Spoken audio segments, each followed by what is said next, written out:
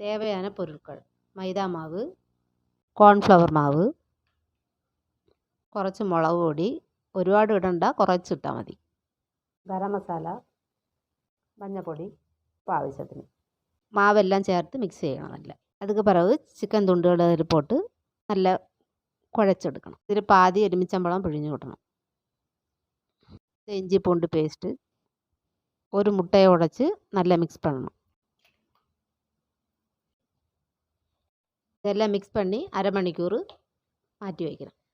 അരമണിക്കൂർ കഴിച്ചെടുത്ത ഈ chicken piece oats പൊടിയിൽ നല്ല മിക്സ് ചെയ്തെടുക്കണം. ചൂടായ എണ്ണയിൽ പൊരിച്ചെടുക്കണം. ഈ നല്ല സിമ്മിൽ വെച്ചാലേ ചിക്കൻ പീസുകൾ നല്ല വേഗമുള്ളൂ.